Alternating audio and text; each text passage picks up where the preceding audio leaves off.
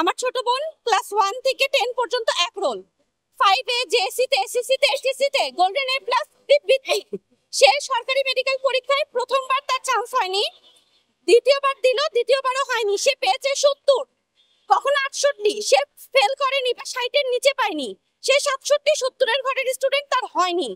ঠিক আছে, এখন আমরা ওর ইচ্ছা ওর আকাঙ্ক্ষা দেখে আমরা বললাম ঠিক আছে আমরা বেসরকারিতে ভর্তি করব। ওর জন্য যখন অ্যাপ্লাই করা হয় তখন আমরা কিন্তু কোটা দেইনি, ভুলবশত কম্পিউটারের দোকানদারের ভুলে তার অ্যাপ্লিকেশন ফর্মে কোটা চলে আসে। তো তখন যখন ও নোটিস করতে পারে তখন আমি এখানে ডিজিএইচএস এ ডিজিএমই তে যোগাযোগ করি যে আমার বোনের আবেদনে এরকম একটা ভুল হয়ে গেছে, এখন কি করা যায়। ওনারা বলল আচ্ছা আচ্ছা সমস্যা নাই, আমরা আবার আরেকটা সার্কুলার দিব, সেকেন্ড সার্কুলার দেওয়া হবে, তখন ঠিক করে জেনারেলে ভালোভাবে অ্যাপ্লাই করতে বলিয়েন, হয়ে যাবে। ঠিক আছে, সে আশায় মে গেল, এই যে জুন গেল, জুলাই, কই সেকেন্ড সার্কুলার আর দিচ্ছে না। এতদিন যাচ্ছিলাম বলতো যে হ্যাঁ দিবে দিবে সেকেন্ড সার্কুলার, কিন্তু এখন বলতেছে ডাইরেক্ট বলতেছে আমরা সেকেন্ড সার্কুলার দিব না, আপনারা কি করার করে নেন। তো এখন আমার বোন কোথায় ভর্তি হবে, কি করবে? ও তো কোথাও ভর্তি হয়নি, ও কি পড়াশোনার সুযোগ পাবে না? ও তো এবার সেকেন্ড টাইমার, এবার যদি ও ভর্তি হতে না পারে তাহলে তো ওর তো ধরেন মানে ভবিষ্যৎ অন্ধকার। না বিশ্ববিদ্যালয় নাই, ও তো কোথাও অ্যাপ্লাইও করেনি। ওর একটাই কথা, পড়লে ডাক্তারি পড়বো, নাইলে পড়াশোনাই করবো না,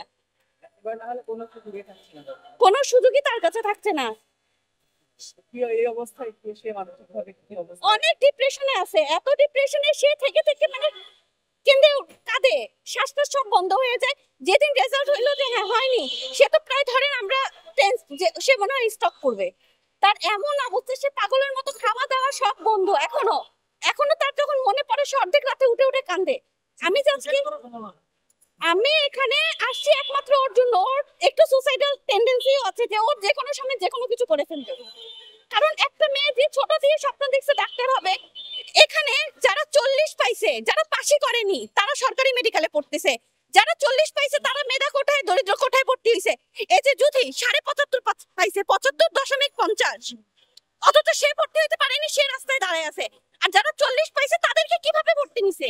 এরকম অনেক ডকুমেন্ট আছে যে যারা 40 42 45 পেয়ে সরকারি মেডিকেলে ইভেন বেসরকারিতে তারা পাস করে নাই, তাদেরকে ভর্তি হওয়ার সুযোগ দিছে। তো এদের অন্যায়টা কি? এদেরকে কেন ভর্তি হতে দিচ্ছে না?